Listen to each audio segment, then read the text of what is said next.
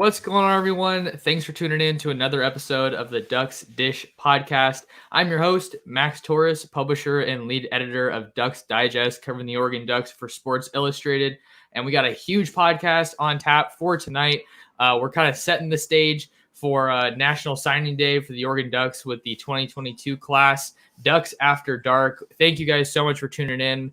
If you are tuning in to the live stream here on YouTube at Oregon Football Max Torres. Thank you guys for stopping on by, and definitely head over to the live chat comment section and throw some questions our way. We will do the best to answer them, whether it be recruiting or anything Oregon football related. We definitely want to get you guys, more involved and interact with you. And if you're watching on a replay, let us know how you're feeling heading into signing day for the Ducks. I am joined by my good friend, Stephen Blanchette. He's a writer for us at Ducks Digest, and he's become a regular on these podcasts. Stephen, how are you doing post 49ers loss? I was there with you. It was a tough time. I'm wearing black for a reason, right? I'm in mourning.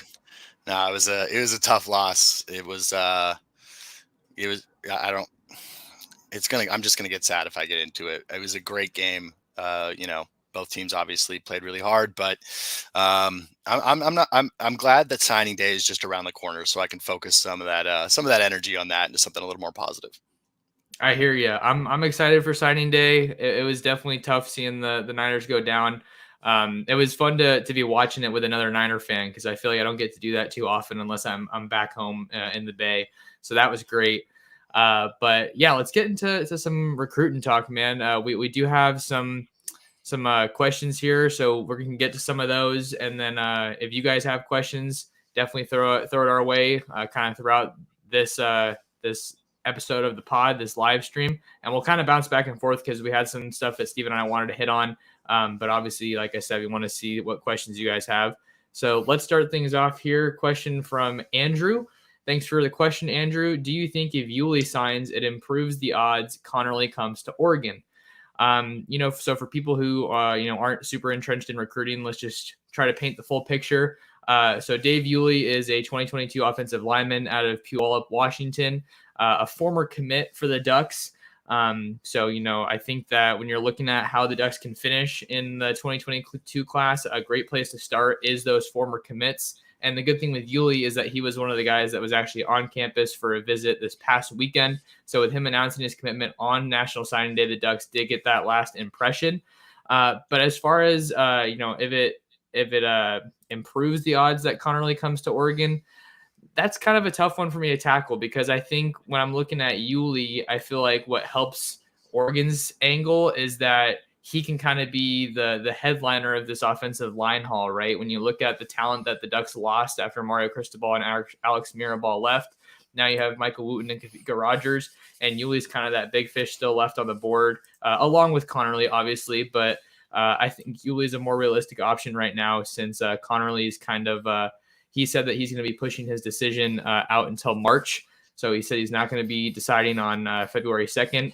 So I don't know if I'd say it improves the odds necessarily. I think the numbers are a little tricky, and that's something you have to keep in mind with any situation, right, Stephen? And I mean, I guess I could say this. I think it improves their chances with Connerly on the basis of good players want to come to play with good players, right? If a guy like Connerly sees Yuli come into Oregon, then I think that would, maybe increase the appeal a little bit, because these guys aren't scared of competition at the end of the day. If you're a real good big time prospect, you're not going to run away from competition. I agree. That is, I think, the only real impact it might have is that, it would just be another signal that Oregon is a premier program that recruits top talent at every position. I'm sorry, you say program? Program. We are a program podcast. We're a program podcast. Had to catch you. I'm glad. Keep doing it, because I need to get in the habit. But I think really that's the only impact it would have. But like you said, great players generally want to have competition, and they know that competition in practice breeds excellence in games. And so that's really the only impact I think it would have. Yuli is going to be, he's one of the guys I'm most intrigued about, just because he falls into that category of guys who decommitted when everything happened with Cristobal, right? And so I'm interested to see what the overall, what the outcome is with him, but all of those guys, because we mentioned this a little bit last, podcast that we did, but when Cristobal left, it sort of felt like the sky was falling a little bit here in Eugene, and recruiting was kind of the face of that, right? Like, he was such a great recruiter. What are we going to do about the class? Everyone's going to leave. So that clearly hasn't, exactly happened, right? There's obviously been fall off, but it hasn't been, I think, as bad as anybody really anticipated. So if Yuli ends up coming to Oregon, I think that really sort of flips that narrative on its head, at least for a, for a guy who's a, big time signee. Yeah, and I think also this would be a big addition for the Ducks just because, yeah, you see him just absolutely leveling guys in his Jesus. tape. Yeah. If you guys are watching here on the live stream, but I think this would be a big priority and big addition for the Ducks because Dan Lanning, obviously he knows firsthand how important it is to win in the trenches, and that's kind of what the Ducks, I think they need to do a little bit more. With the offensive line, I think you have a really good group in place right now. With everybody but George Moore coming back for next year. But you want to continue shoring up that depth and bringing guys in that are able to contribute. I just really like how violent Yuli is. That obviously is a big thing that stands out for him, and then his mobility for a guy of his size. But yeah, so we talked about kind of some of the trenches and kind of where we view his decision in the context of this 2022 class. But I was trying to think if there was anything else I wanted to say about Yuli.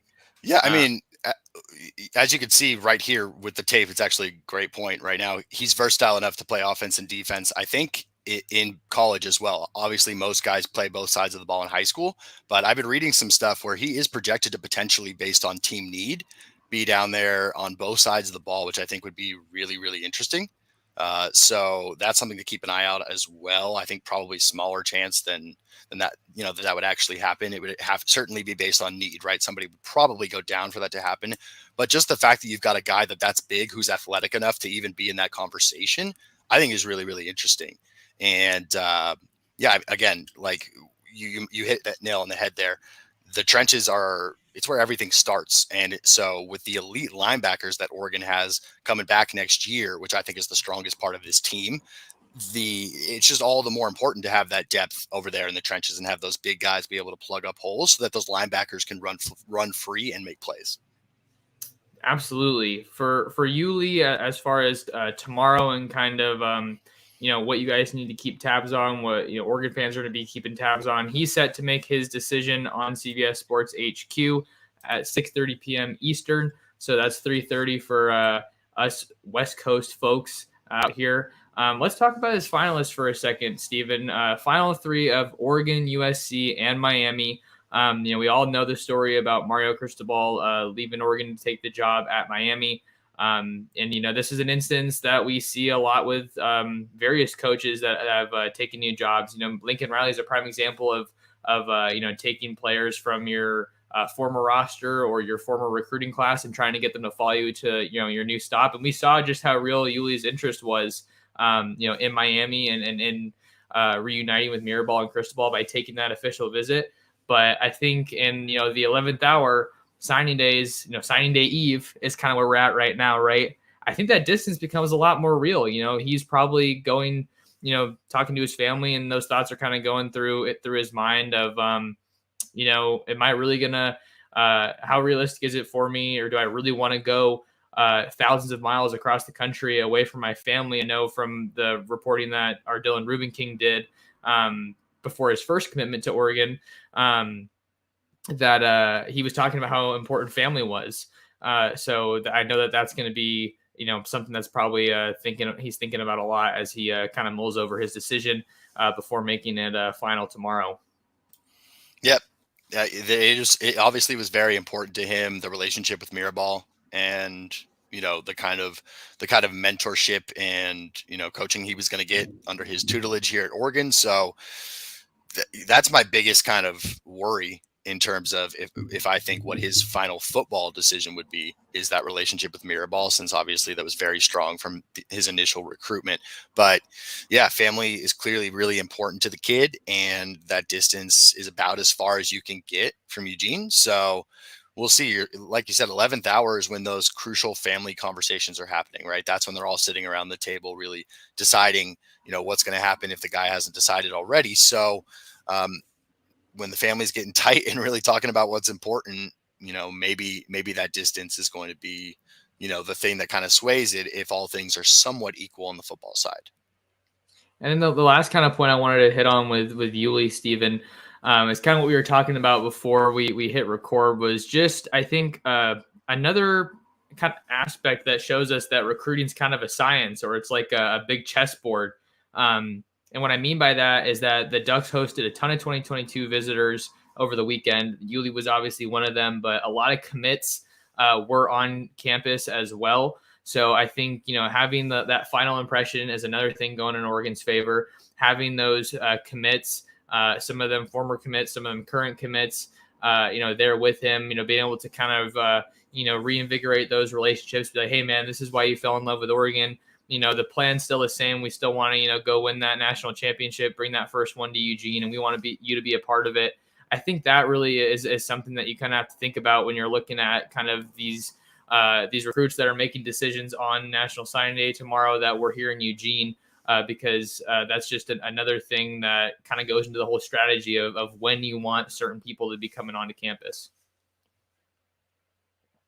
Sorry, yeah, the campus visits are huge, in the timing of them, I think, is the biggest aspect of it. So you're right, like having all these crucial guys here this past weekend, it goes back to something we talked about last podcast, is the recency factor, the recency bias that goes into it. So from what I've been reading on the reports of these past visits these weekends for everybody who was on campus across the board, apparently everything went very well.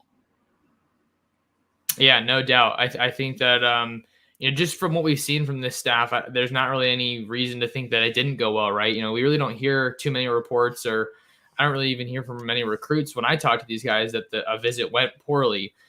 So I think part of that just boils down to Oregon's an easy product to sell. You have Miami. Obviously, one of his finalists, like we said, they're rebuilding. That's just kind of that's the reality of it. I don't think Oregon's a rebuilding program. Excuse me. It's a reloading program. And then USC. I thought that they were going to be kind of a contender, but I really haven't been hearing or seeing too much smoke around Yuli and USC. So this really seems like it's probably an Oregon-Miami battle for Yuli. Yeah, I haven't heard too much smoke around USC either here in the final days and hours heading into signing day. So I think it is also a 2-horse race here, and I really think it's up in the air. All right, so I think the Ducks are in a great spot with Yuli. Wouldn't be a surprise at all for me if he ends up committing. But we want to get to some of these other questions, talk about some other recruits as the Ducks, go full steam ahead and turn all their focus to National Signing Day tomorrow. I'm sure a lot of these coaches, aren't going to be sleeping too much tonight, but once they get some signatures tomorrow and those letters of intent come through, then they'll be able to kind of take a little bit of a breather. We got our next question here coming from John. Thanks for the question, John. His question is, how will the Ducks fill the cleats of Thibodeaux? This is a great question. And honestly, I think just after seeing how things have developed since Cristobal's departure, since Kayvon Thibodeaux and all of the other Ducks officially declared for their draft, for the NFL draft, I'm not saying this to sound pessimistic, but I'm not so sure you can fill the cleats of Kayvon Thibodeaux, especially in this class this late. That doesn't mean that they're not going to get some solid players tomorrow, but I think that you look at a generational talent like Thibodeaux, and their top option to fill those cleats, as this question was phrased, was Cyrus Moss. And where did he end up? He ultimately ended up at Miami, which was just absolutely crazy. Just when you look at the timeline of how his recruitment unfolded, and you gotta give some props to Mario Cristobal for getting him out there for one of the shortest official visits ever, but still ultimately getting the job done. So I don't know if they filled the cleats of Thibodeaux in this class, but I think with this question, we could talk a little bit about some more defensive line stuff. If you had something you wanted to say on that one, Stephen, while I pull up some other stuff. Well, that's exactly, actually, I was going to say that those shoes were supposedly supposed to be filled by Moss. And so that obviously didn't come to fruition, but I was going to say the same thing too. I don't really think that the cleats are going to be filled by anybody in this class, at least not completely, maybe 3/4 of the way filled. But KT's a special talent. He was the number one guy in the entire country out of his class for a reason. And I don't think you just plug and play a guy like that. So I don't know if anybody really fills the cleats. And I think, to be honest, it's for that specific question. And it was a great question, by the way, something I've pondered a lot, because KT was, one of my favorite guys to watch in the past few seasons.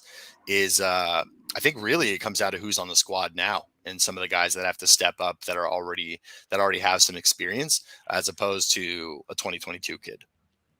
Yeah, you look at some of the pieces that the Ducks have on the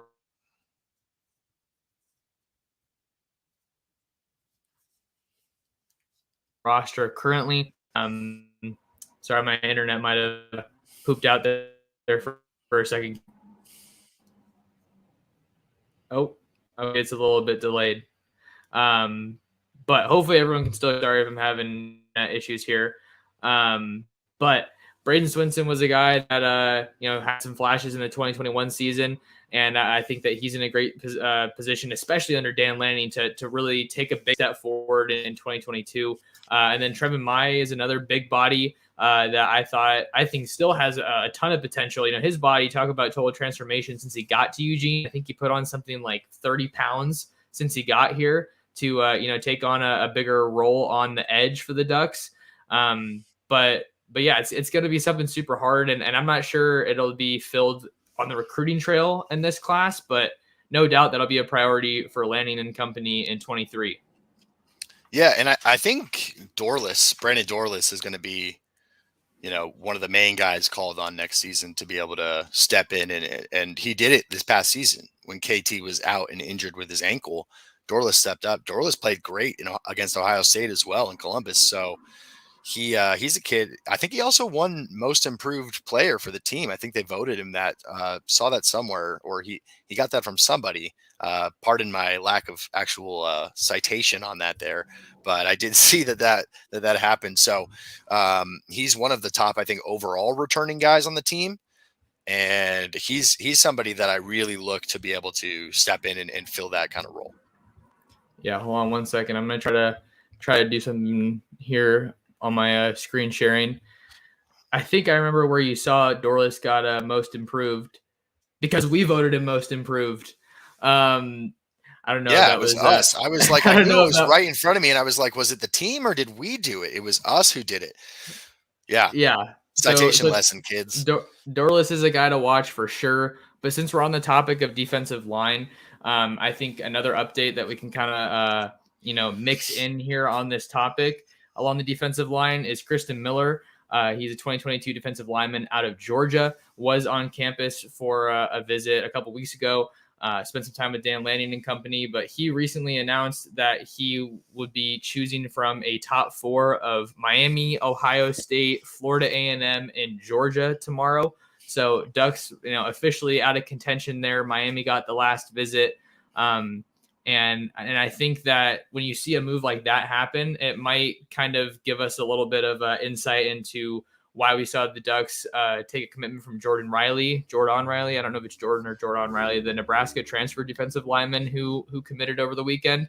So we still don't really see, to this question, we don't really see, a Thibodeaux kind of replacement player in this conversation right now, but I think you're only helping yourself if you take more big bodies in the trenches. And then I saw another comment from Josh in the chat talking about Brandon Buckner.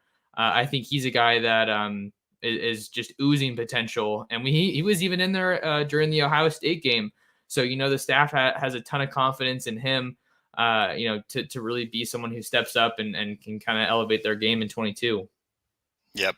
And just real quick on Jordan Riley, that was somewhat of a surprising ad. I didn't, I was shocked is too strong of a word, but a little bit surprised. But looking at that, he's 6'6", like over 300 pounds, like regardless of maybe a lack of, putting up huge numbers at Nebraska, like with Lanning and company at, plug and playing that kid. I think that's potentially a really important get. It's not like huge, but situationally, he's somebody who can come in and, all he needs to do is plug up a hole. He's 6'6", 300 plus pounds. You could oftentimes have to double that on a run, and that's going to open up lanes for these linebackers. And that's, again, I'm going to keep hitting on that every time we're talking about the line, because that's what I'm most overall excited to see for Oregon next season, is that linebacker core at full strength, Sewell, Flo, just ears pinned back, ready to attack. And that all starts with the guys up front. So Riley, I think, is going to be really important to that scheme when it comes to just getting a body in there, somebody who's big and athletic and is going to take 2 and maybe 4 hands to make sure that he doesn't get on the ball carrier. Ducks definitely adding a lot of depth on the interior of the defensive line. Yep. You look at Popo Mavai coming back for another season. That's huge. You look at the Ducks going back into the portal before they got Riley to get Sam Taimani out of Washington. And I think if you bring in a guy like Riley, it kind of helps, I think, offset a little bit of the loss with Jason Jones. He was a guy that I was super excited about. He was really starting to take a little bit of a step further. He got his first sack against Washington State, I believe, last year. And I think you just want to add those big bodies. So I don't want to hit that point too many times. I want to move on to our next question as we preview and get into National Signing Day for the Ducks in 2022 tomorrow on Wednesday. Question from Mikey G. Other than 247, Twitter, Go Ducks, where will you guys be keeping tabs on everything tomorrow? I am so glad that this got asked. So yeah, those are all great resources as well. You definitely want to follow me on Twitter at mtorresports because I'll be following it the entire day and making sure to keep you guys updated on everything Oregon football related tomorrow as it pertains to the recruiting trail. But we are also going to have a National Signing Day tracker story over on Ducks Digest. So we'll be updating that in real time as the national letters of intent come in, as commitments get announced. So I'll be up early tomorrow morning, with that story ready to go so that you guys don't miss out on any of the latest updates. So definitely stay tuned into that. And then we'll be going live again. I'm not sure if Stephen will be free or not, but I know I will be going live again, either myself or with another one of our writers tomorrow. So that's definitely what you guys want to do to stay tuned into everything that's going on.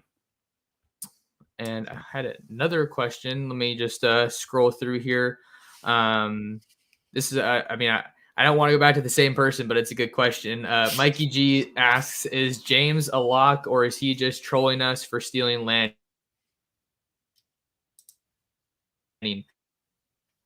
James, who is a current verbal commit to Georgia. Okay, hold on a second. My wife, is my Wi-Fi going weird for you?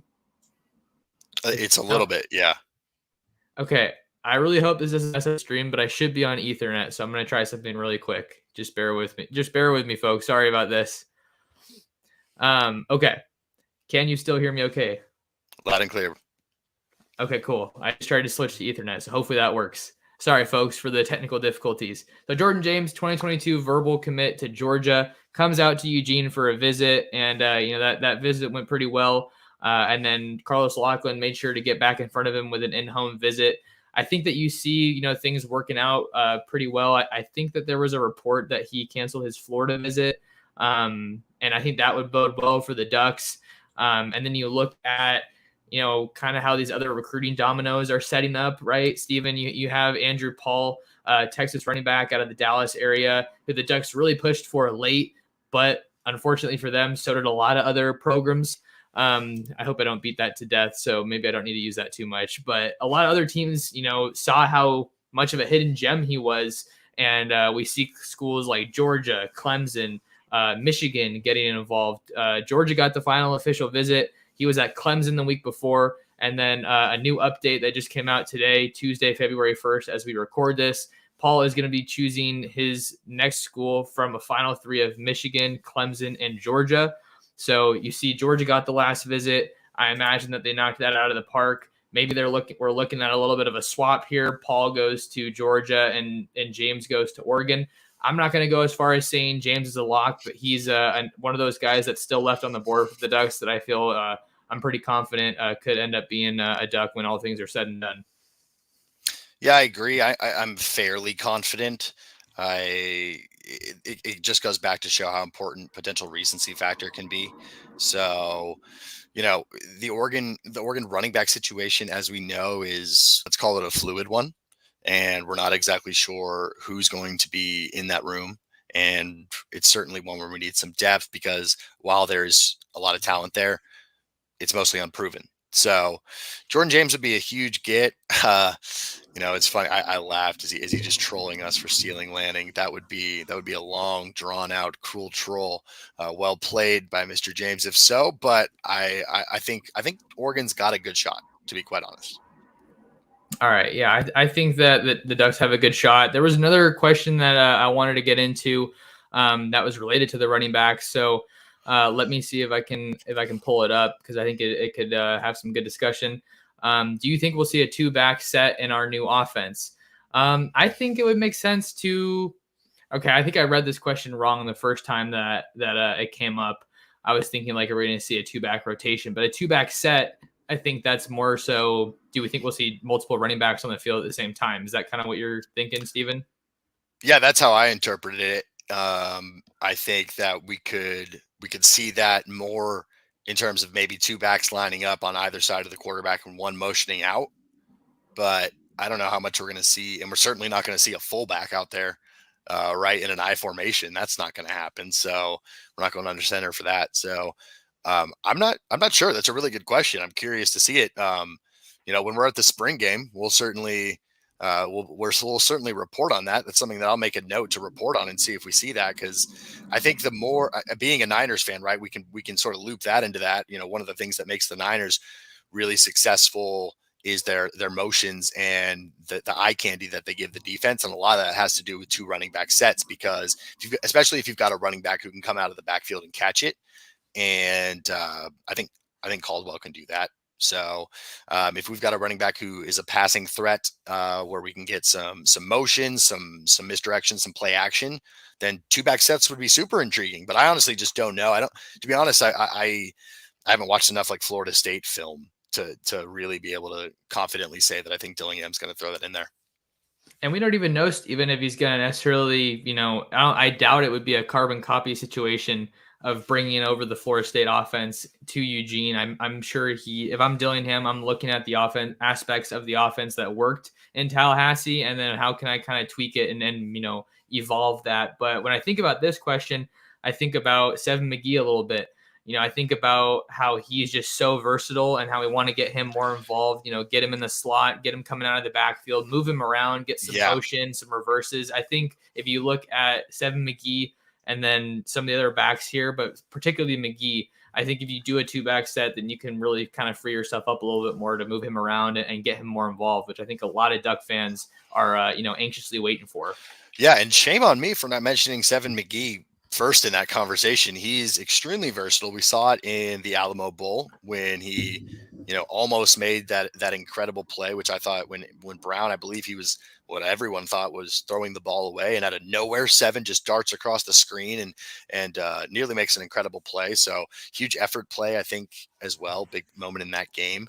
But yeah, so shame on me for forgetting that, because he's incredibly versatile, and he's somebody who I would love to see sprinting out of the background or the backfield with a linebacker, wide-eyed, wondering, okay, where's this guy going to go, and hits him with a quick wheel route. I think that would be the 2-back sets like that when we're getting into the red zone, the 40-yard line through the red zone, I think would be pretty fun to see.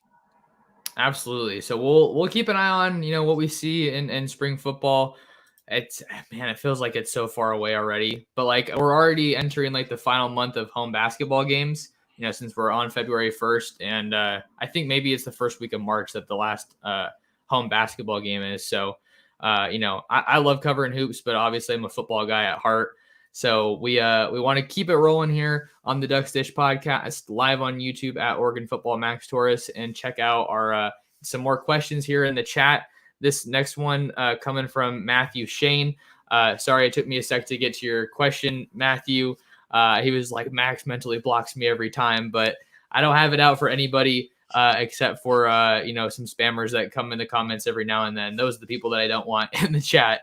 But Matthew, off the radar signing for tomorrow. I think this is a tricky one, but the thing is, I think since Oregon, there aren't really some really high expectations for this class, and this is Lanning's first class, and they have to be careful with how they manage the numbers, especially with how much they've used the portal. I think they've used the portal a little bit more than I've expected, but at the same time, it's Same, not like it's not like a Lincoln Riley situation where you're taking a bunch of people out of the portal, which we have to talk some more about that in a second here. I totally let that thing fly over my head, but I don't think I really have anybody off the radar right now, Matt.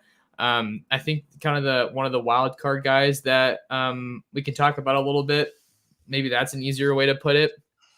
Is going to be Arliss Boardingham, because he's another guy who we've talked about multiple times on this show, but I think he's the biggest name to keep an eye on right now when you're looking at pass catchers that the Ducks could still potentially add that are available in the 2022 class. With oh, this is not what I thought it was. Give me just a second here, folks. I don't know what that video was. I was on Huddle, but I must have clicked the wrong thing. RJ Stern from Last Chance U. I don't know how that came up, but this is why you got to be able to improvise, folks. So give me just a second. Yeah, just speaking real quick on Boardingham while Max gets that pulled up. That's somebody who I agree. If we're talking in terms of off the radar, I don't know if he's necessarily fits that, but he's, I think, gotten a little less noise than some of the other, potential signees for the class. Now, he's, I think, an important guy though, like for Lanning to get, because clearly, and we'll talk about this further, we've talked about it plenty before, this staff is really trying to go, or the staff is really trying to turn this program into a defensive minded one. And so that's fine and dandy, and we see how great it works out, but rarely, even if your defense is incredible, are they scoring enough points to just win a ball game by themselves. So you got to have an offense that's going to be able to capitalize on those stops. That's something that a lot of fans, at least in the stands, I think we're really, asking for last season. Is we were getting a lot of stops on defense, stepping up in big moments, and then the offense just didn't really do anything with it. And that can be really deflating for a defense, right? How do we get all these stops after stop after stop?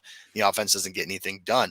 So he's somebody where it just plugs into that importance of being able to solidify that end of the ball. And he's also, the kid's freakishly athletic. He's 6'5". He's somebody who I think Dillingham could have a lot of fun with plug and playing, because he's another versatile guy. He's a tight end and a wide receiver. I read in an interview he did recently that Dillingham said he was recruiting him first as a tight end, but that we want to slide him out in the slot. Can you imagine that big of a guy out in the slot against, probably a nickel or something like that? So I think that he's a potential really fun, shiny toy for the offense to play with. And those offensive guys are going to be really, really crucial just for filling out the things that we're going to need to have that Oregon's going to need to have a complete, team out there that's really capable of competing with the best and getting back to the potential playoff.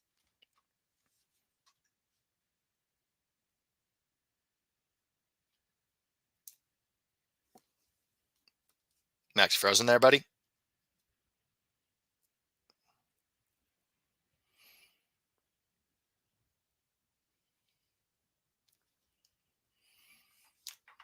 Looks like we might have a little bit of technical difficulties here. Sorry about this, guys.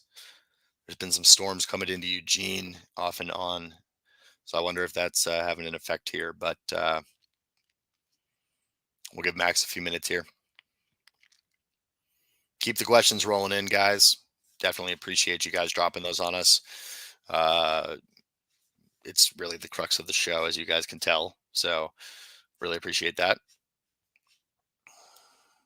Looks like we may have lost Max here, so we will just wait for him to jump back on.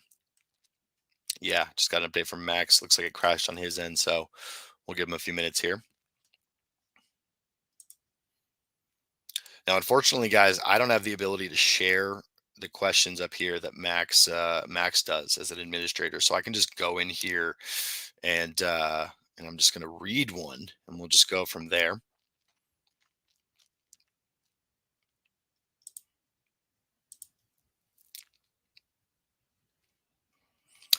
All right, prediction. All right, this is from Jeremy. Thanks for the comment. Prediction of where Oregon will finish in the recruiting rankings.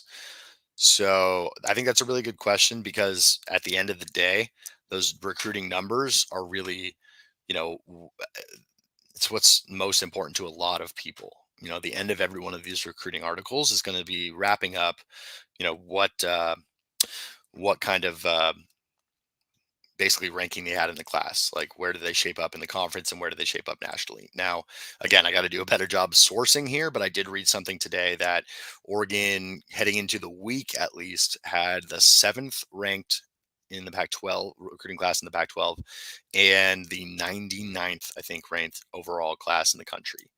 Oregon's certainly going to want to do better than that.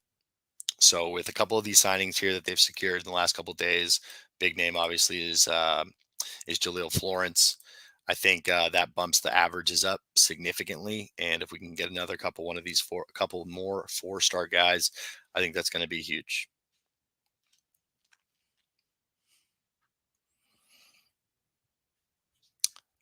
And let's see.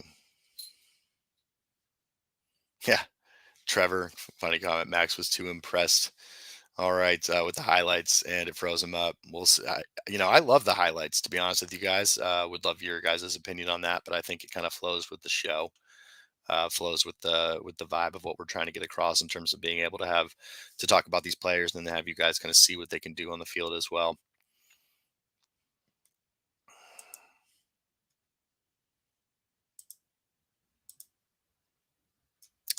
All right, guys, I'm gonna get off and connect with Max here, see if we can reload the chat. Um, I really appreciate you guys jumping in. Real quick, if you guys want to follow me on Twitter, trying to build that following up, it's at SB Sports 541. Writing on Ducks Digest as well. I also am the administrator of the Ducks Digest forums. So check out what we're posting there. I try to get a post out almost every day. Gonna get a little better with that as well, but would love to get some ideas about potential forum topics. So next time Max and I do one of these, that would be something, if you guys don't mind, would be great for us to see in the comments here. So I'm going to log off here, and Max and I are going to try to get back in here in a few minutes. So hang tight, guys. Apologies about the technical difficulties, though. We're trying to get that figured out, and hopefully we'll get back to you soon. Take care, guys.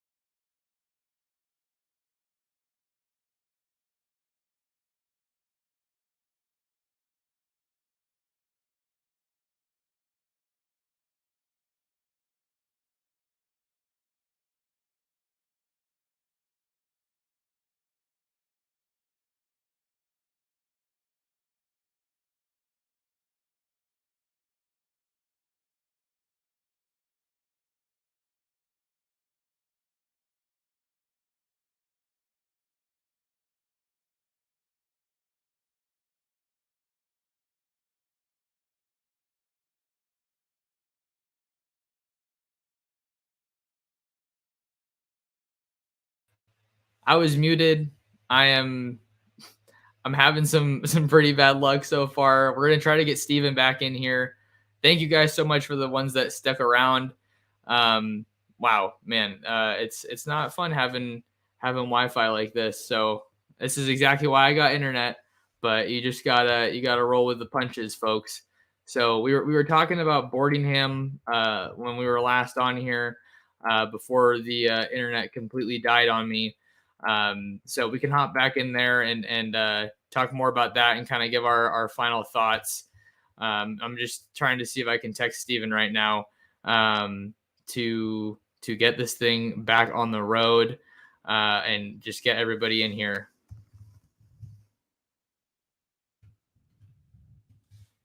All right, so we'll keep talking about Boardingham.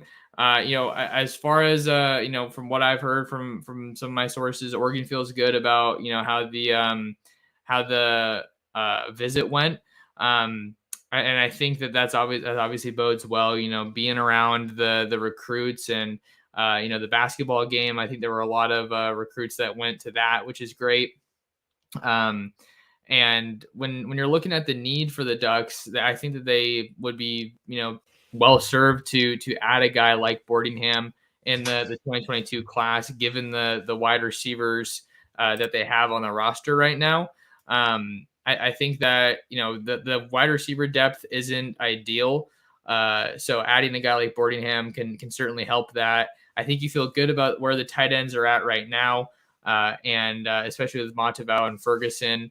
And I kind of think about, a Jawan Johnson kind of situation when I think about Boardingham. Maybe he's more athletic than Johnson, but he did really well when he was at Oregon. And we have Steven back in here, so welcome back, man.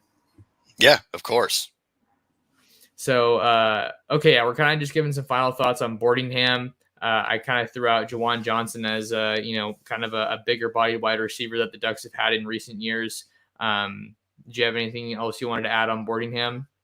Yeah, he also kind of reminds me a little bit of Devin Williams.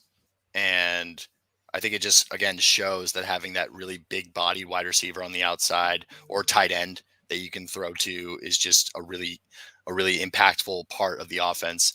The Ducks, I think the last few years, obviously it was under Cristobal and Moorhead, but they had some really interesting sets that included tight ends. DJ Johnson specifically, kind of playing both sides of the ball, and so DJ Johnson's a great athlete, but he's not a born wide receiver tight end guy. So again, it kind of just goes back to if he comes to Oregon, I think that the sets that that Dillingham is going to be able to set up with him are just going to be really fun to see, and it's going to be potentially nightmarish for defenses. So yeah, he's a guy to keep an eye on. Again, like we said before, everything went haywire. He's not going to be announcing tomorrow. It looks like for him it could be later in the week or maybe even bleed over into next week. But this is a really tight battle between Oregon and Florida.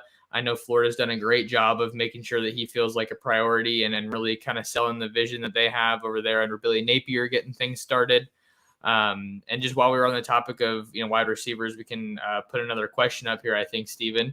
The question is, how concerned are you guys with our wide receiver depth / recruits? It seems like the room is both young and light compared to previous years. Not a recruiting nerd, but seems like something that is being overlooked. Do you want to start with this one? I feel like I've been kind of going first for a bit, Steven. Yeah, I don't know if overlooked is how I would put it. More, I think, just kind of situationally what where the Ducks find themselves and where the chips have kind of just aligned, both with transfers and just guys aging out or just trying to go to the NFL or deciding to go to the NFL. It is certainly a really young room. However, I think the potential in that room is really high. I think Chris Hudson is somebody he's going to be huge next year. He showed it. He showed a ton of promise towards the end of the season, Alamo Bowl, against Oregon State. So I think that he's somebody to keep your eye on and be, very excited about in that room. I think that that's a position where I'm just looking to go glass half full on it. That's the way I think about it. I'm deciding to be optimistic about the youth factor. So we'll see if that comes back to bite me and bite the Ducks.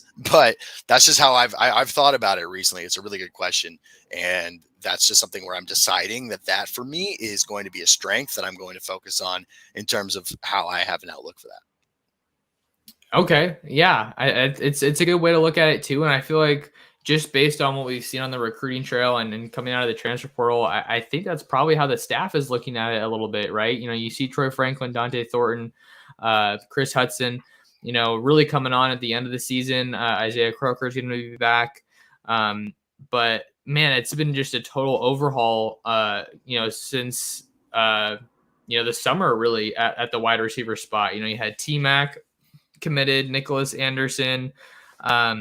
You also had Isaiah Satania, who's now going to Arkansas. He was a track guy he was probably one of the guys I was most excited about in Oregon's 2022 recruiting class. Stephon Johnson was also committed. And, you know, those guys are all, you know, they've all signed with other programs or since decommitted. So Ducks add Justice Lowe, a local guy out of the Portland, Lake Oswego area. You know, a track guy that I think they're really excited about the potential that he has. But I think another direction I want to go with this question that I think some people are asking as fans, Stephen, is how much do you think Oregon's past couple seasons, you know, post Justin Herbert, how much do you think their passing offense is maybe affecting how well they're going to be able to recruit the wide receiver position just by nature of what we've seen on the field? I think that's a really fantastic question. It's something that I think has a really big impact when it comes down to it. I think Micah Pittman in that situation certainly didn't help, because that's a guy who's not only a huge name and in my opinion had a really, really great overall Oregon career in the time that he was here. His brother is a big name NFL guy, obviously, you know, went to USC. So that how that all unfolded, where he essentially like came out after saying, yeah, the reason I left was simply because they weren't throwing me the ball, and I'm a wide receiver and I need to be able to, you know, get the ball thrown to me. So simple as that. Yeah, I think that, and even with Herbert, like, Max, let's be real. I think that Herbert was totally underutilized in Mario's system. I mean, that's where I think a lot of the negative feedback came from GMs when Herbert was in the draft process, is he just wasn't able to show everything that he had. And I think it's obviously proof what he's doing in the NFL that he was underutilized and wasn't really able to, you know, completely go into that toolbox and just let loose based off of what the coaches gave him, you know, in terms of the playbook. So I think that is something that Lanning's he should be cognizant of, because you nailed it. I think that that's something where if all of these guys want to go to the NFL, especially the 4 and 5 star guys. Okay. The big name players, they all have NFL aspirations. And in order to do that, they need to put on tape. And receivers blocking is a huge skill that they need to have, but stock blocking is not something that is going to get you drafted in the first round of the NFL. Okay. You need to get the ball thrown into your hands. You need to have wide open speed and space as much as you possibly can, but you can't obviously abandon the running game. So there has to be the balance that Cristobal just never had. And I think Herbert's lack of utilization, and then what happened after with Brown, with Shuck, you know, and just never opening the offense up, could be detrimental. That's why the guys that we have now that are in the room, it's so crucial for the team to perform next year and be able to have more of an open offense. Yeah, you put it really well, Stephen. I think that next year's offense is going to be, you know, just crucial for Dan Lanning and Kenny Dillingham and you know, how they ultimately want the offense to look at Oregon. You know, obviously Lanning's a defensive guy, but, you know, he's going to have some say in how the offense looks. And the product that they put on the field next year is going to really, I think, play a role in the talent that they're able to recruit. Because you look at the past couple of years, Tyler Shuck and Anthony Brown, and even with the coaching change, you're telling me there's no wide receivers in the high school ranks or the transfer portal that want to play for Oregon. Like, I think that's obviously not the whole story, but like, you kind of look at that and you kind of just wonder, like, wow, is that really the case? I'm sure there were guys that probably wanted to come to Oregon that maybe the staff just had to say, hey, you know, this just isn't the right fit for us, or, you know, we want to use our roster spots elsewhere. I'm sure that's probably something that happened. Because you looked at Jacob Cowling, he's a guy who transferred from UTEP, I believe, and he committed to Arizona. So I feel like there were probably guys out there in the portal that is you know, that wanted to come to Oregon at some point, but maybe the staff just wants to, use those spots for something else.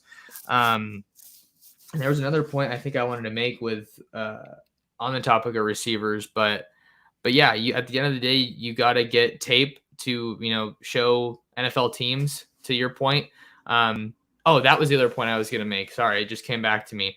I think another thing that's interesting in this conversation is how much the whole high-powered, high-flying offense, I hate to use this word, but narrative, has still stuck with Oregon.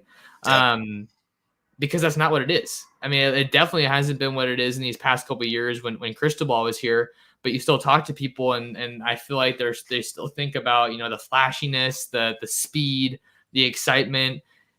But man, the Oregon offense has just been boring. I mean, you see a lot of good, run plays, but there's not that flair. There's not that explosion that you see from other teams that have, more developed, prominent passing attacks.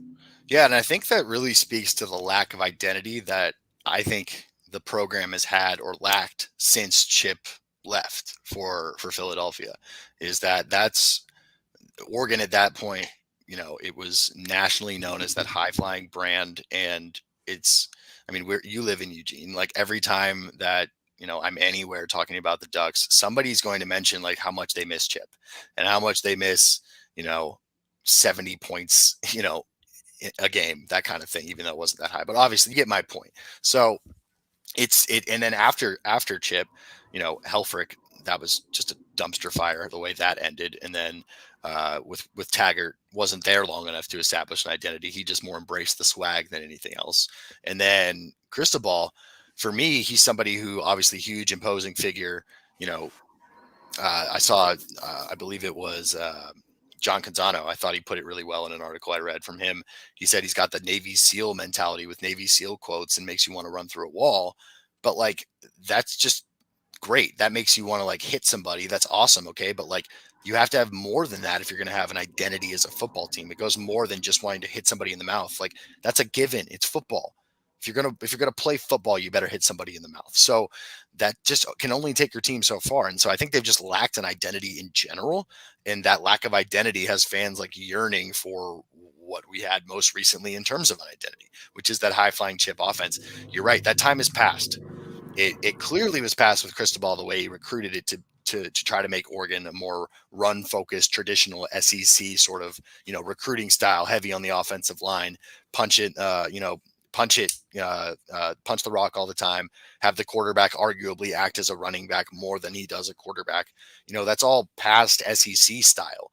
But it was never something that was fully embraced, obviously, by the fan base, since people are still clamoring for that offense. So it's going to be really important, I think, for landing in these first 2-3 years to figure out what that identity is and then establish it, lock it in.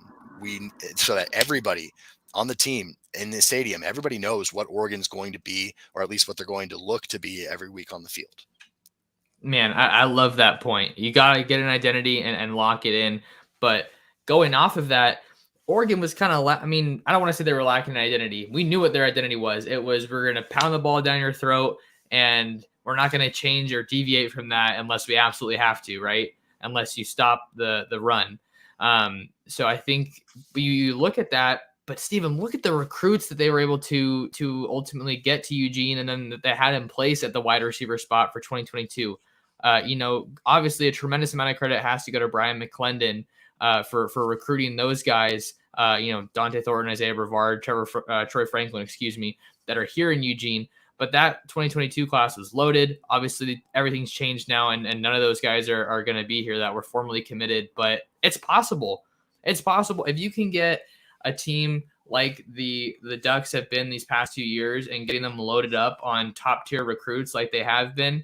I mean, if you get a solid identity, one more of a balanced offense, and one that passes the ball a lot more, I feel like I feel like they could get even better. I don't know. Do you think that's crazy talk?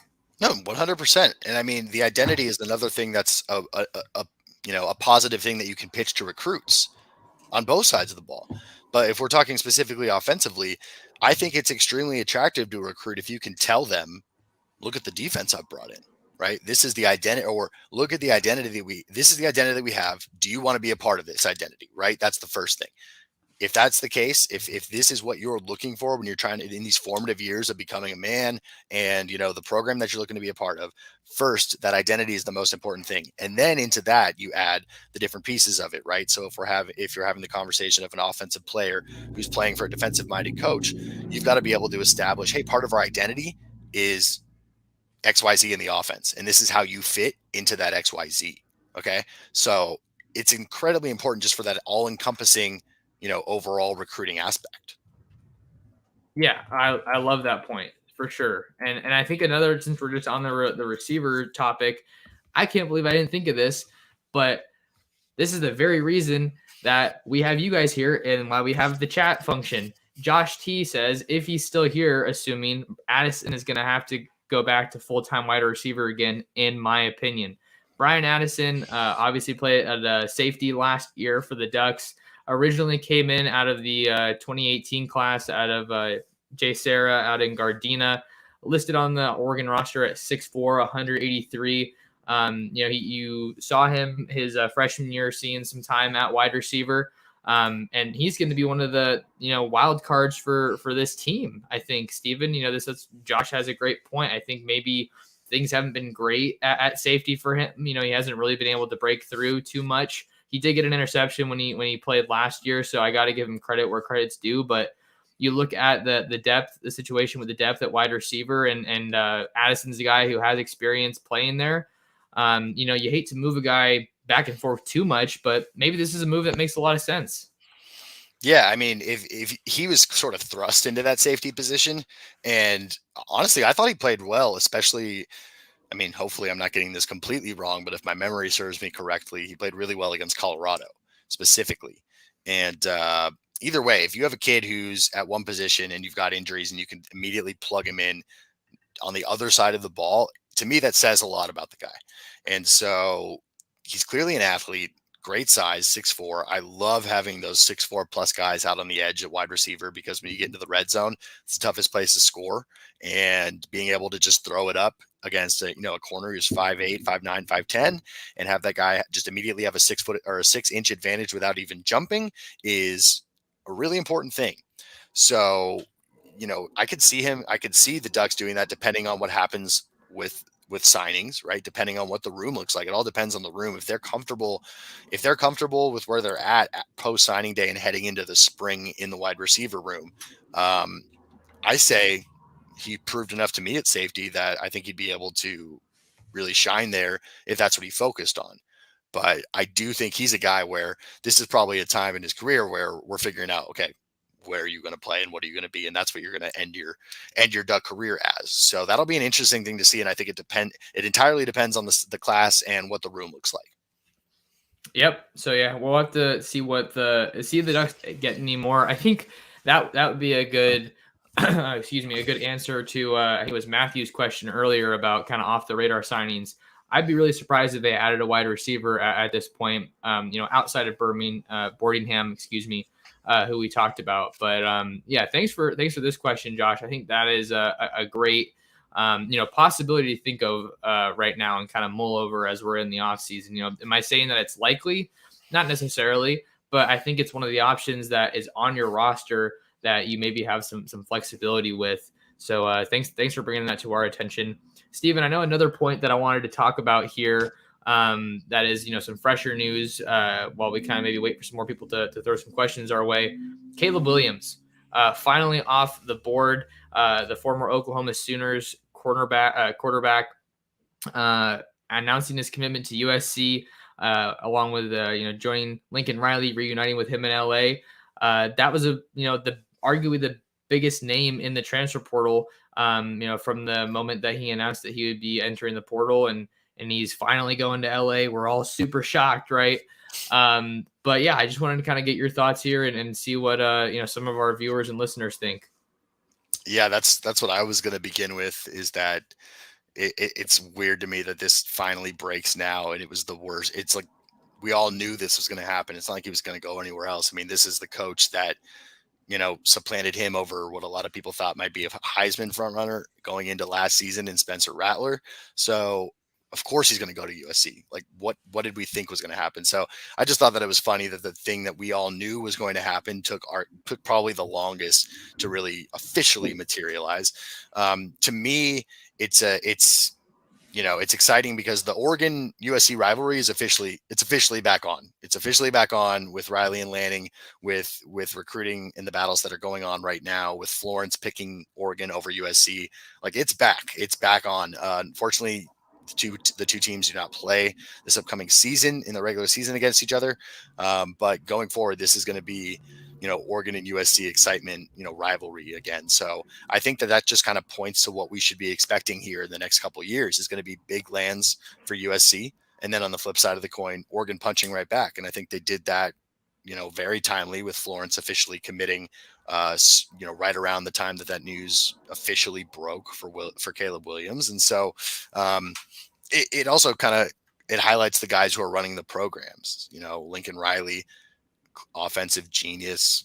That's clearly where he's going to be putting his focus in terms of attention to the game. Oklahoma never really had that, great defense. It was kind of their downfall in a lot of their bigger games, especially when they did make it into the playoff. And so we know he's not going to be defensive focused. And then on the other side of the coin, Dan Lanning's the ultimate defensive mind and the defensive genius behind the Georgia defense that just won the title. And so both the differences in philosophies, but both, also the big splashes at similar times. It's just exciting to me that this is what we're going to be getting for the next couple of years here. Now, I would love to get your opinion on this, Max. I think, and honestly, I promise, guys, this is not a biased opinion. I think that with the two different coaching changes at both teams, I think that Oregon is going to, quote unquote, bounce back quicker than USC is. I think that it's going to take USC and Riley a little bit longer to get the train rolling there down in Southern California. Whereas I think what's established up here in Eugene is much more primed and ready to roll. Regardless of kind of big names in terms of the transfer portal and the recruiting cycle. So I'd love to get your thoughts on that. Yeah, no, but no doubt. I mean, and you got to think with Oregon, I don't really think that they're necessarily bouncing back because you're talking about a 10-win season. Which is nothing to scoff at. Going 10-4. Obviously, things didn't end the way they wanted to at the Alamo Bowl. Kind of a tale of two halves is kind of what we talked about in our previous podcasts on the channel. But yeah, two very different situations.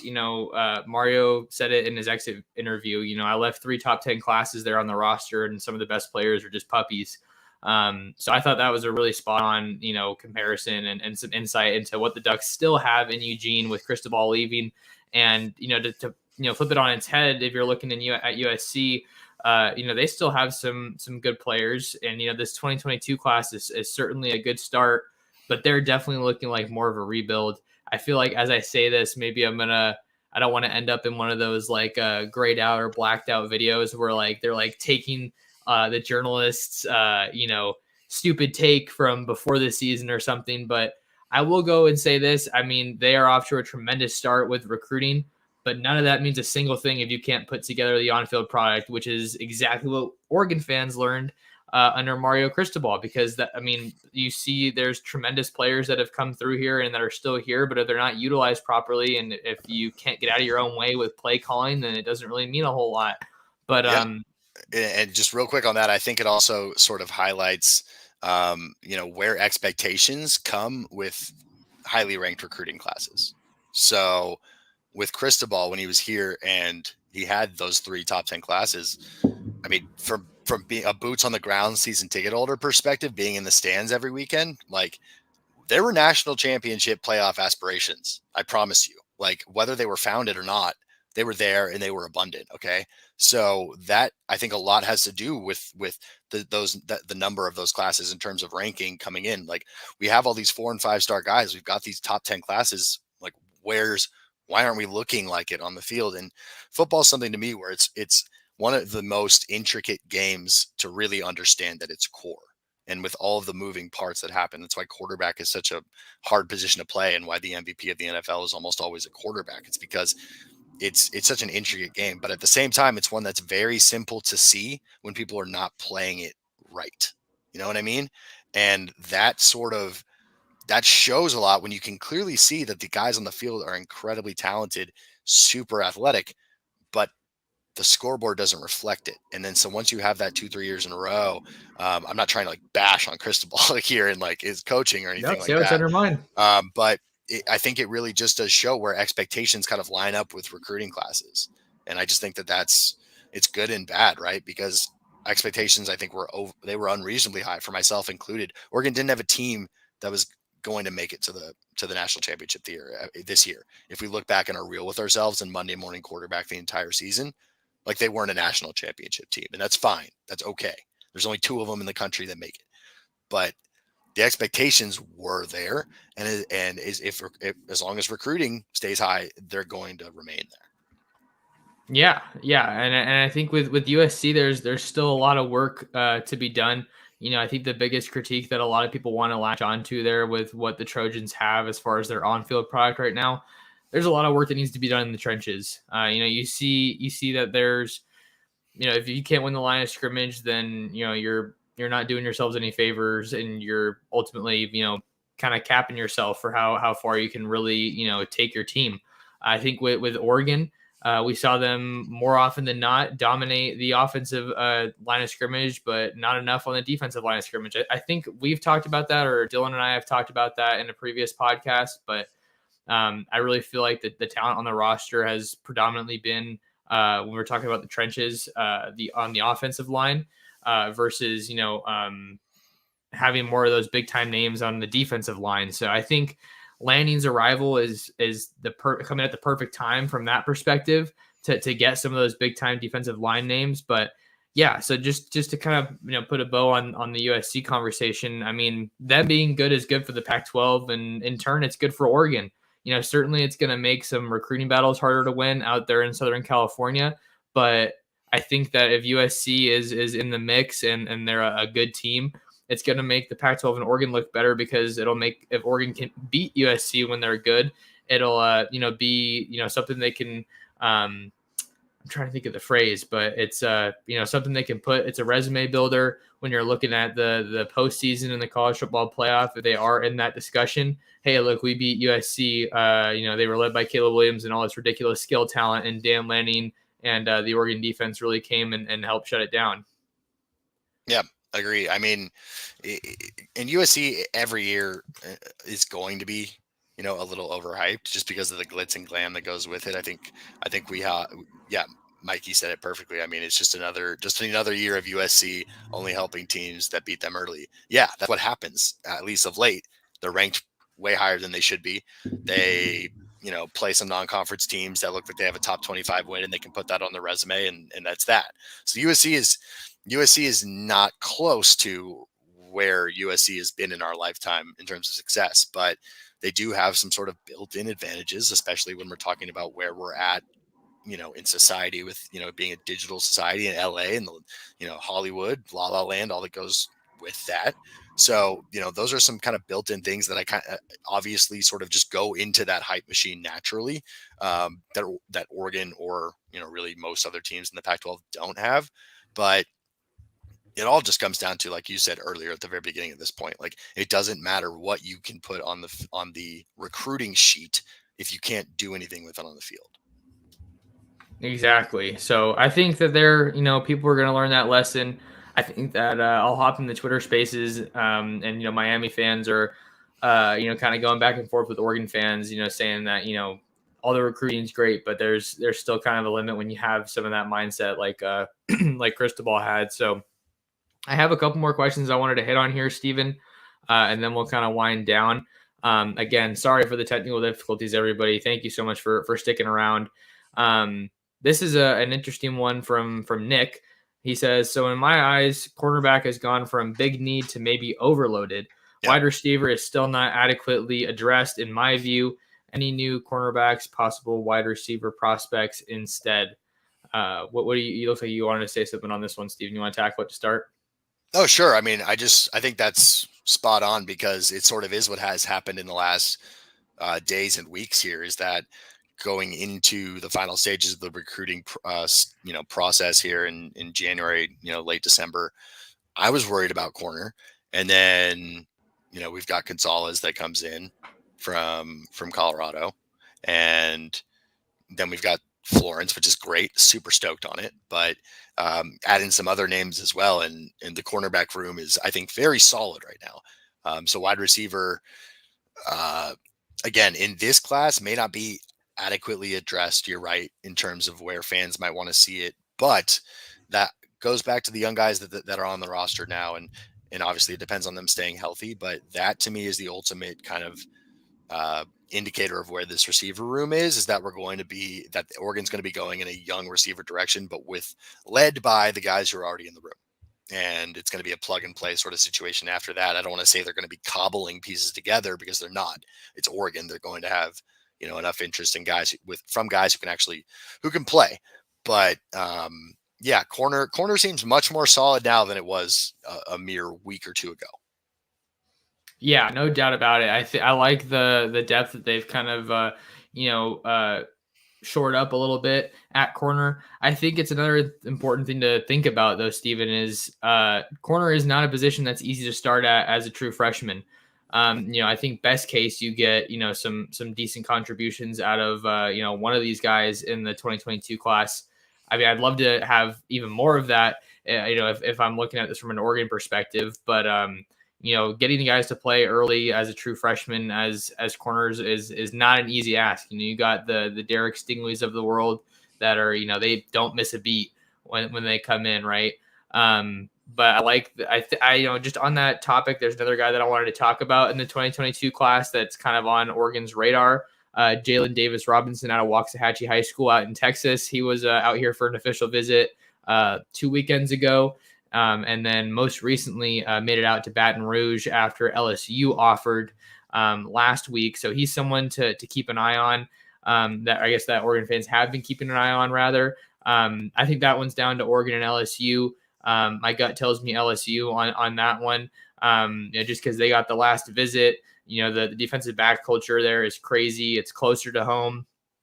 And I know that Brian Kelly has a lot of excitement, around that program right now. So I do think that the Ducks are probably done at corner, if I had to take my guess, but could certainly, maybe we see them keep a spot or two for a wide receiver that gets on the market later, kind of down the line. What do you think about that?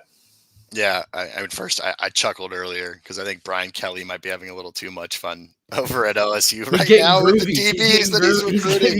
He's getting groovy on the videos. That was so painful to watch. Oh my God! But can I find it? I kind of want to put it in the stream. Yeah, throw it up. I mean, I'm sure everybody's seen it who's in this, but wow. So I think he might be having a little too much fun down there in Baton Rouge. But yeah, LSU for a DB is like, it's a dream school for a lot of DBDs or DBs, and that's something that I think that's probably.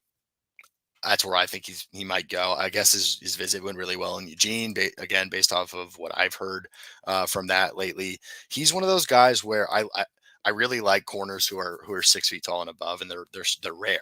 Again, most corners are shorter than that. I think that it's just incredibly important to have those lanky, athletic guys out there covering those ones out on the outside that are 6'4" plus. You need all the height you can get, the length you can get, and he's somebody that basically satisfies both of those requirements. Super athletic kid, but yeah, I think LSU might be in the driver's seat there. We'll keep an eye on that recruitment to see what ultimately happens when he announces his decision. I did find the Brian Kelly video, so I'm going to go ahead and share it here on Twitter. I muted it though, because I don't want any like copyright strikes or anything to come on with music. But I think it'll still come off across just as powerful. Yeah. Look at Brian Kelly. Part of me was, at first when I saw this, I saw Lane Kiffin's tweet and I was like spot on when Lane Kiffin was like, "Did you lose a bet? Like, is this photoshopped?" Like, but then I was thinking, and I saw somebody talk about this on some show, and they were like, "I don't know if Brian Kelly, he didn't ever get to do this at Notre Dame, right? This isn't how Notre Dame recruits." And so I'm like, maybe he's just like can't contain his enthusiasm. Like, what? I get to dance? I get to dance. Let's dance. Let's dance. I don't care that I've clearly never done this with a recruit in my life. If anything, go back to back, bro. I mean, it looks like they're just learning to dance at a middle school, like, a tri-school dance for the county, and they're just leaving a little bit of room for Jesus, So like he's clearly having the time of his life down there, doing it differently than they did up in South Bend. Yeah, sorry if that was too cringe for anybody, but just wanted to let people know. We see Mikey G saying make it Mikey stop. G, make it stop. So yeah, that's wild. But since we were talking about corners and how that was a big need, and then receiver was a big need, I think this would be an interesting question to kind of end it on. This one comes from I think it's Dainty Butterfly, but I thought it was like Dainty Butterfly is what they were trying to say. But the question is, Westview receiver chose Michigan, and with the potential of Harbaugh leaving, I wonder if he could change his mind. So for people who don't know who we're talking about here, that's Darius Clemens out of Westview. He's a 2022 wide receiver, and he was in an awesome spot for Oregon. Was in a great spot with him. Cristobal, and then ultimately McClendon leaving. Really kind of did them in as far as losing out on Darius Clemens. We're still waiting to see if Harbaugh is officially going to leave Michigan. The reports coming out today that he'd be taking the Vikings job, but I believe he's supposed to interview either tomorrow or on Thursday. So either way, though, there's smoke, and how it goes. When there's smoke, there's fire. So I think if Harbaugh does end up going to take a job in the NFL, I don't really know how that would work because Clemens is already enrolled, from my understanding. But man, if this would be a situation where Oregon could circle back around and get a guy like Clemens, man, that would just be a massive ad. Yeah, I read that he was actually interviewing tomorrow with the Vikings. So I think that's a lot of smoke to me, because if you're interviewing on signing day, like, you're not going to be talking to recruits and, talking about who you just signed. So I think at this point, it's probably a foregone conclusion. Sort of surprising to me, just on a Harbaugh note, that he takes the Vikings job. But I'm not surprised he's leaving Michigan. I don't think there's really, based off of all the flack he took the past 3-4 years prior to the season at Michigan, I think where they went this year, beating Ohio State the way they did, going to the playoff, winning the Big Ten, he can't really leave on much higher of a note than winning the national championship. And as you can see, that was a really tough road to him to even get in sniffing distance of. So, I'm not surprised that he's leaving, or, that it looks like he's leaving, but I am surprised it's the Vikings, because Harbaugh's somebody who gets real in depth with his quarterbacks. As a Niners fan, we know that he's somebody that plays catch with the quarterbacks before the game. The quarterback to him, he played quarterback, so he knows how important that is to the team. And so, in that relationship amongst the coach, and just, sheesh, if I'm going into a job in Minnesota and I'm looking at Kirk Cousins as the quarterback and Kellen Mond on the bench, I'm not stoked about my situation in terms of winning. So it's sort of surprising to me that he's thinking about taking that job. So we'll see what happens with that. So apologies for the kind of sideways rant there on Harbaugh, but if he's interviewing on signing day was the moral of that story, I think he's gone. And that, for Michigan, blows up everything. You thought it might have been bad when Cristobal left at the end of the season. It's going to be horrible for Michigan. And so there's going to be a lot of guys. You're right. If he's already enrolled, I don't know if that gets sticky, but where the transfer portal is and how seamless it almost is now for guys to switch, I don't see a situation where that doesn't work out. Again, I'd have to brush up on my transfer rules there, but that would be a huge give for Oregon and just for Michigan in general. There's going to be a lot of guys up for play. That's just what's going to happen. What's so crazy to me about this, Stephen, is I think the whole story with Harbaugh taking the Michigan job, he comes back to his alma mater. He wants to restore them to greatness. I thought that you finally get over the Ohio State hump, and now you're going to leave and you make it to the playoffs. Like, it feels like Michigan hasn't been to these heights in a long, long time. They're another one of those brands that is just an awesome position to capitalize off of NIL. You got the tradition. It seems like the pieces are really in place, but I don't know. I mean, it's just weird with, people coming back and forth between the NFL and college ranks. I think back to, Chip Kelly starting in college and then going to coach the Niners and the Eagles, and then comes back to coach UCLA. And then he was in the conversation for head coach at Oregon before they got Lanning. It's just wild, man, having all this movement. And I'm just like, I don't even know what to expect anymore. Yeah, I mean that's just again the nature of the beast, as you just hit on with naming a bunch of people that sort of have fallen into that category. But again, just circling back with Harbaugh's specific situation, I mean, my family is a University of Michigan family, so I've always been pretty dialed into what's going on with that program, and there were people flying banners over practice 2 years ago saying fire Harbaugh. Okay. His contract was totally redone before this season solely to make it easier to fire him. That was literally it. He took a pay cut and his buyout got reduced so they can get rid of him easier. Like that's why they did that. This was supposed to be his final year anyways. The team just wildly outperformed on expectations. And so that sort of makes you wonder how much of that may have played into this team. Like, we're playing for Jim Harbaugh, and kind of, especially with that Ohio State game, Michigan, I think, was a better team overall than Ohio State this season. But I don't know if they were a better team by that many points when they played them in terms of the drubbing that they dished them. So that was inspired football. That's a situation of clearly inspired football that they played. I think they played it all year. And for Jim, it's like, how you caught lightning in a bottle. You caught lightning in a bottle and you almost won a national championship. Are you going to be able to do that again? I don't know. So for him, I think it's like, this is leaving us about as on top as he possibly could, compared to where things were 2 years ago for him. Like, he's a hot commodity again. He wasn't a hot commodity 2 years ago. Yeah, no, for sure. I mean, you got to think maybe he's, from his standpoint, career wise, he's looking to capitalize off that momentum that he's built. But I like the perspective there, Steven. So I appreciate that. Man, we've been going for a while now after the technical difficulties.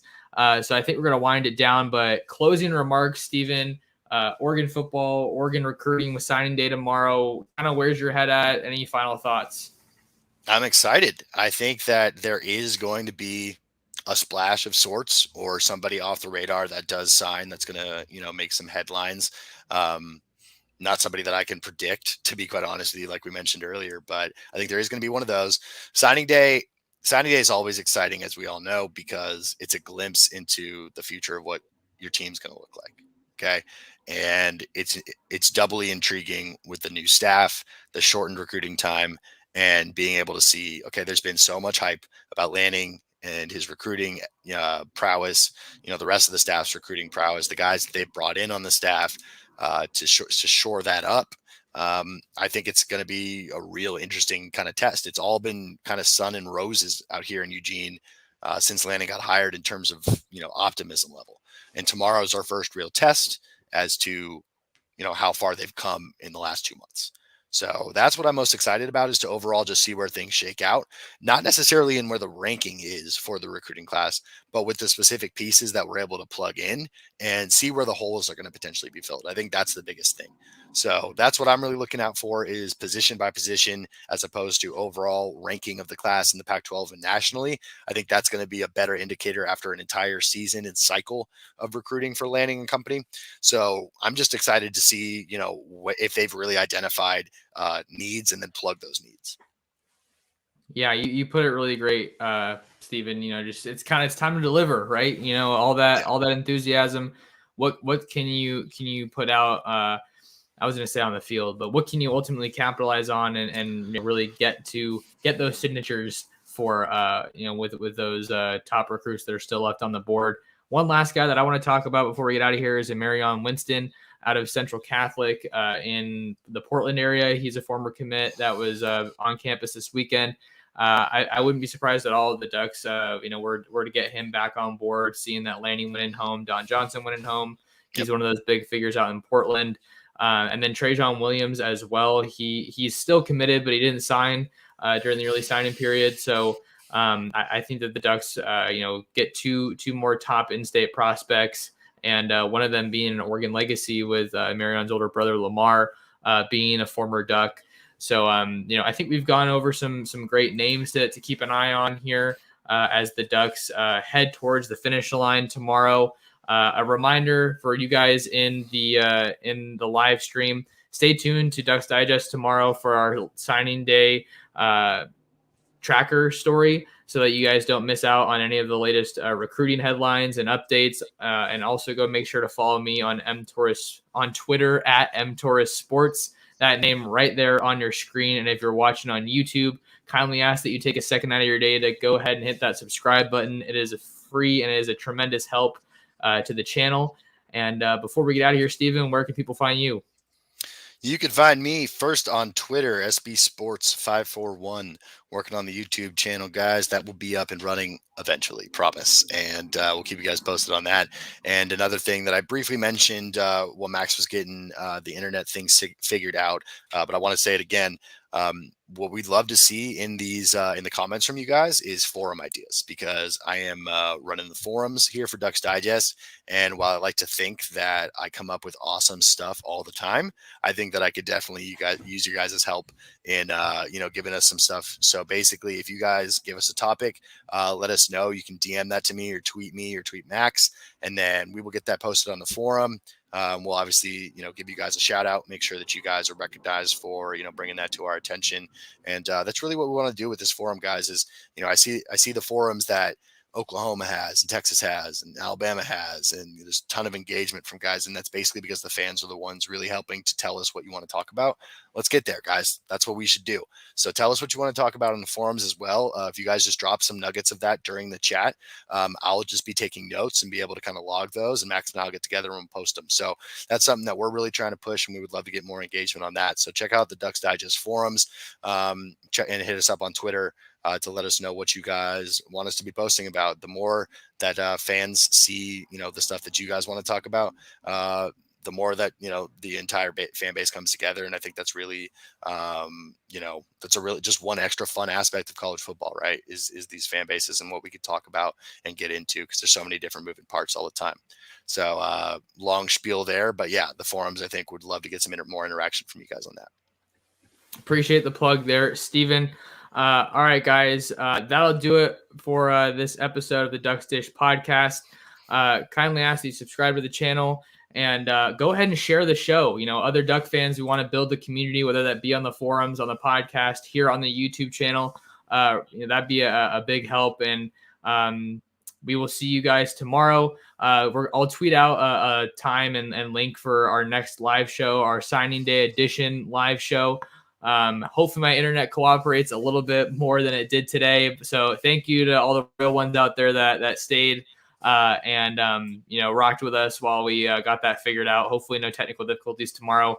Thank you guys so much for tuning in to this episode of the Ducks Dish podcast, and we will see you in the next one. Take care, guys. Thanks for tuning in. See you guys.